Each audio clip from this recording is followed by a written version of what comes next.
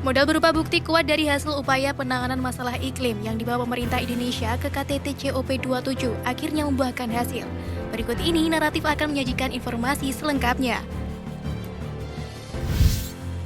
Dalam konferensi perubahan iklim dunia atau COP27 Sharm el Sheikh Mesir, Indonesia menunjukkan komitmen mengatasi perubahan iklim sekaligus menjadi yang terdepan dan bukan mengekor kebijakan negara lain.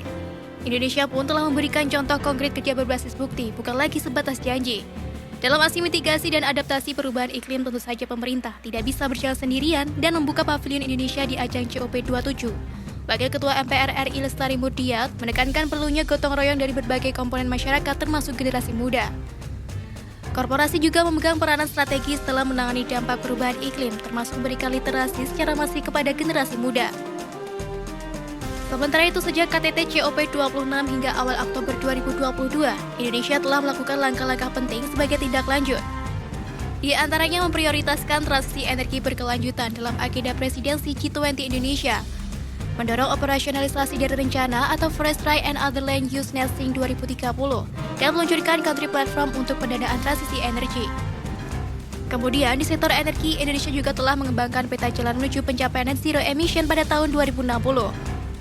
Hingga hari keempat konferensi, Indonesia sudah mengantongi komitmen pembiayaan berupa pendanaan ganti rugi atau loss and damage fund yang didapat dari sejumlah lembaga keuangan internasional baik global maupun regional.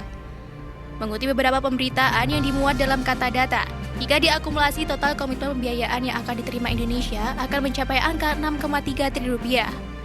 Dana tersebut nantinya akan dialokasikan untuk berbagai program penanganan krisis iklim dengan fokus yang berbeda. Lalu, dari mana saja detail pendanaan tersebut berasal dan seperti apa pembagian peruntukannya? Pertama, dipastikan jika Indonesia menerima komitmen mendapat suntikan dana untuk mengatasi permasalahan emisi sebesar 1,6 triliun rupiah. Berasal dari Bank Dunia, pada praktiknya dana tersebut akan dialokasikan untuk program Forest Carbon Partnership Facility di wilayah Kalimantan Timur. Namun belum semuanya pada COP27 yang saat ini masih berlangsung. Dana yang diterima pemerintah Indonesia baru berupa pembayaran awal senilai 20,9 juta dolar Amerika Serikat atau setara dengan 328 miliar rupiah. Sedangkan sisanya baru akan diterima secara penuh jika program FCPF yang dimaksud sudah terbukti berhasil memengaruhi pengurangan emisi karbon. Namun sebenarnya bukan kali pertama, skema pembiayaan Loss and Damage Fund dengan model ini sudah sering berjalan di tahun-tahun sebelumnya, yang mana pelaksanaan utama memang biasa berlokasi di kawasan hutan Kalimantan.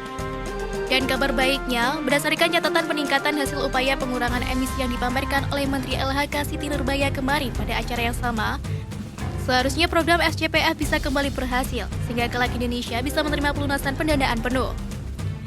Dan untuk pendanaan kedua, kali ini datang dari gabungan bank regional dan bank asal negara Eropa, yang terdiri dari KfW Development Bank, ASEAN Development Bank, dan Badan Pembangunan Prancis, yakni sekitar 4,7 triliun rupiah guna penanganan sampah plastik. Menurut penjelasan manajemen komite KfW Development Bank yakni Christian Kramer, dana triliunan yang diberikan akan disalurkan untuk mengurangi sampah plastik di laut Indonesia hingga 70% pada tahun 2025.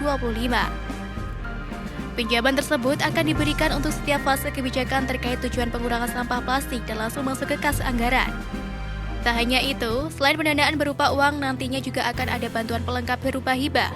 Detail hibah yang dimaksud dapat berupa bantuan teknis bagi kementerian terkait yang menangani program pengatasan. Misalnya, bantuan teknis berupa studi benchmarking, peningkatan kapasitas, dan konsultasi kebijakan.